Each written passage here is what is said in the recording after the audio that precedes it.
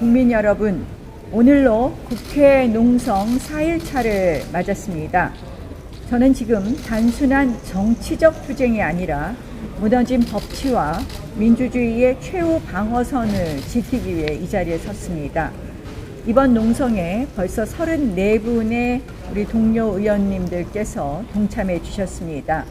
모두가 각자의 자리에서 책임과 신념을 안고 이 싸움에 함께 임하고 있습니다. 국회 본청 로텐다홀에서 이어지고 있는 지금의 농성은 독재적 국정 운영을 당연시하는 이재명 정권과 민주당의 폭주에 맞서 최소한의 균형과 상식을 회복하기 위한 치열한 고뇌의 시간입니다. 그럼에도 불구하고 더불어민주당 의원들은 우리의 농성을 악의적으로 폄훼하고 조롱하고 있습니다. 저는 오히려 이들이 왜 이렇게까지 예민하게 반응하는지 되묻지 않을 수 없습니다. 과연 누가 웰빙쇼를 했는지 국민은 똑똑히 기억하고 있습니다. 이재명 대통령 당대표 시절 단식은 웰빙 단식, 출퇴근 단식 아니었습니까? 고작 하루 몇 시간 단식 퍼포먼스를 벌이던 정당이 이제 와서 누굴 조롱합니까? 민주당은 지금 본질을 감추기 위해서 메신저를 공격하고 있습니다. 인사청문회에서 김민석 총리 후보자의 문제를 지적한 주진우 의원에게 공개적으로 협박성 비난을 퍼부었던 그 모습과 무엇이 다릅니까? 메시지에는 답하지 못하니 스피커를 꺾고 진실을 말하는 사람의 입을 막겠다는 정치 폭력 아닙니까? 진실은 외면한 채 진실을 말하는 소수의 사람에게 침묵을 강요하는 민주당의 모습이야말로 지금 이재명 정부와 여당에 민낯인 것입니다. 저는 정부 출범 초기 일정 기간 동안은 국정 운영의 안정을 위한 허니문 기간이 필요하다고 생각해 왔습니다. 그러나 작금의 현실은 그 선을 한참 넘었습니다. 협치는 사라지고 민주당식 일방통행과 입법 폭주만이 남았습니다. 법사위원장을 끝내 독식해야겠다는 더불어민주당의 태도는 협치와 관용의 정치가 아니라 민주주의 질서를 파괴하는 폭주 그 자체입니다. 여당이 법사위까지 장악하려는 이유는 무엇입니까? 두 가지입니다. 첫째는 모든 법안을 여당 입맛대로 통과시키겠다는 입법 독재의 선언이며, 둘째는 이재명 대통령 방탄이라는 검은 의도인 것입니다. 법사위만 손에 넣으면 재판이 불리하게 흐를 때 대법관 증언 등의 사법 장악 법안을 신속 처리하여 대통령 사법 리스크를 원천 봉쇄할 수 있기 때문입니다. 법사위원장을 야당에게 반환하라는 우리의 요구는 결코 정치적 풍정이 아닙니다. 최소한의 견제 수단을 지키려는 절규일 뿐입니다. 그러나 민주당은 법사위는 물론 예결위까지 독점하며 협치라는 단어 자체를 조롱거리로 만들고 있습니다. 김민석 총리 후보자 지명 역시 이와 같은 맥락입니다. 범죄 혐의자에 대한 검찰 수사가 본격화되는 상황에서는 대통령의 측근이라는 이유로 총리직에 앉히겠다는 발상은 결국 대통령 리스크 방탄 내각을 구축하겠다는 의도로밖에 보이지 않습니다. 우리는 단호히 요구합니다. 김민석 후보자의 지명을 즉시 철회해 주십시오. 법사위원장 자리도 야당에게 돌려주십시오. 이재명 정권의 인사는 이미 상식을 벗어난 지 오래입니다. 정은경 전 질병청장의 남편은 코로나로 온 국민이 고통받던 시기에 진단키트 관련 주식으로 상당한 수익을 남겼습니다. 국민은 죽어나가는데 본인은 사적 이익을 챙겼던 것입니다. 그럼에도 불구하고 아무런 거리낌 없이 복지부 장관 인선이 강행 중입니다. 여기에 더해 국가안보를 책임질 국방부 장관 후보자로서는 군 경험조차 없는 안규백 의원을, 노동부 장관 후보로서는 민주노총 출신의 강경파 김영훈 전 위원장을 지명했습니다. 국가의 기둥인 안보와 노동을 정치적 코드 맞춤형 인사로 채우는 이 정권, 국민의 인내력을 시험하는 것입니까? 민생은 또 어떻습니까? 추경에 포함된 지역화폐 예산은 또다시 이재명 테마주로 불리는 호나아이와 같은 특정 업체의 배를 불리는 구조라는 지적을 받고 있습니다. 이런 식의 정책이라면 민생을 위한 예산이 아니라 이권을 위한 추경이라는 비판을 면할 수 없을 것입니다. 정부는 이제라도 정밀하고 공정한 민생 대책을 내놓아야 할 것입니다. 국민이 원하는 것은 보여주기식 선심이 아니라 실질적인 삶의 회복입니다.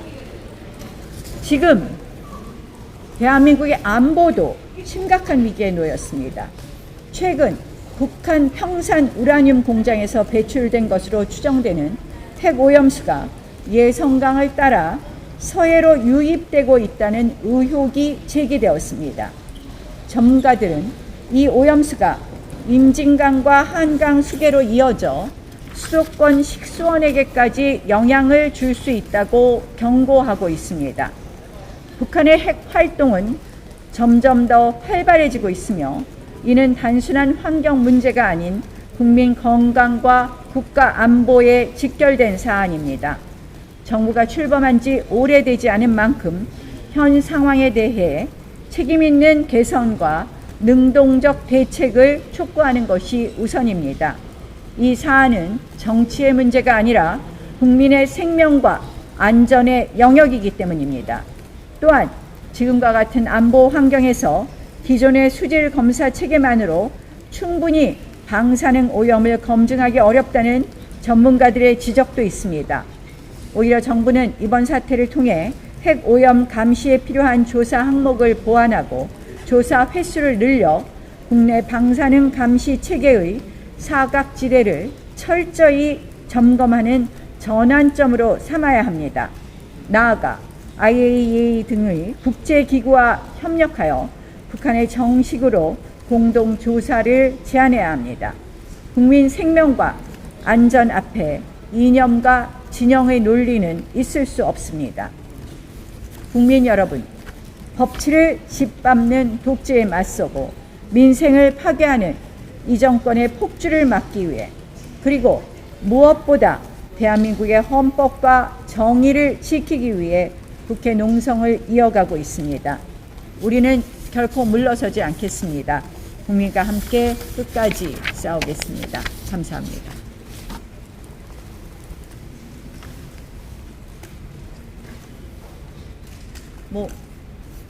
궁금한 거 있으실까요? 네. 오늘 본회의가 문 건너가면서 3일 있을 본회의에 국민적 총리 인준안이 처리가 될 것 같아요. 그때까지 그런 분석을 이어가시는 저는 그 총리 지명 체례를 요구하고 있기 때문에 아직 3일까지는 시간이 남아 있다고 생각을 합니다. 우리의 이야기를 계속 하겠다는 말씀을 드리고요. 오늘 당에서 주최한 국민 인사청문회 있었지 않습니까? 거기서 나온 것처럼 표절이 예컨대 표절만 봐도 41% 표절률을 보이고, 우리 전문가이신 그 대학 교수께서 하신 말씀이 이 정도라면 형사처벌감이 될 수 있다라는 말씀도 하셨습니다. 이 논문 표절률에 따라서 그동안의 여러 가지 학위를 취소하는 것이라든지 이것이 형사처벌이냐 여부에 대해서는 기준이 있기 때문에 41% 표절률은 어떤 정도다라는 것이 이미 알려져 있다고 생각을 합니다. 그래서 전문가의 의견을 존중한다면 역시 적인 어떤 수사의 대상이 될 수도 있고 학위 취소될 수도 있다, 이런 거를 말씀드리고요. 뭐 이 학위 문제뿐만 아니라 여러 가지 의혹이 있고, 또한 그 의혹에 대해서 제가 인사청문위원장인 이종배 의원님께서 엊그저께 저희 라이브 방송에 나와서 출연하시면서 하신 말씀이, 마지막 끝나면서 이 8억의 액수가 안 맞는 것에 대해서 2억 원은 이 장모님으로부터 받았다라고 얘기를 하면서, 그거 그 정도 액수면 세금 내지 않았냐 그랬더니, 당연히 증여세 냈다고. 그래서 자료 달라고 했더니, 자료 줄 수 있냐고 했더니 자료 줄 수 있다고 했는데 당연히 지금까지 자료를 안 내고 있다고 합니다.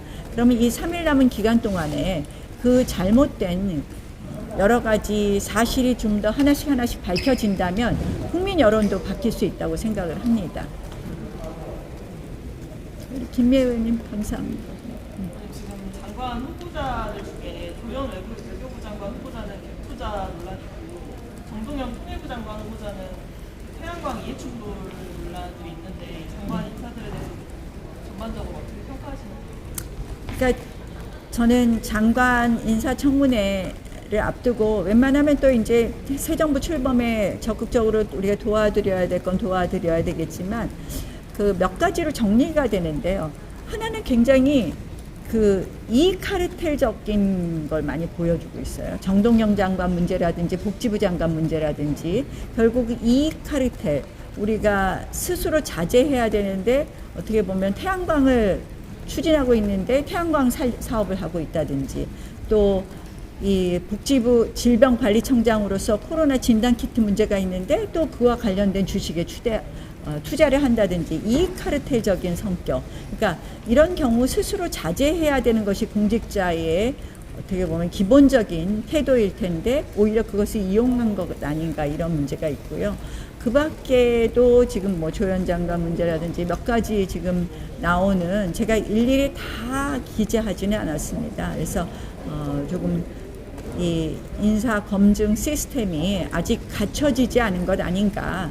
결국 인사 검증, 지금 이미 낭만 인사도 있는 것처럼 지금 새 정부의 인사 검증 시스템이 제대로 작동되지 않거나, 아니면 김민석 총리 후보자의 인사청문회 결과로 보면 이들의 인사청문회 기준은 국민의 눈높이와 다른 것 아닌가 하는 문제 제기를 하겠습니다.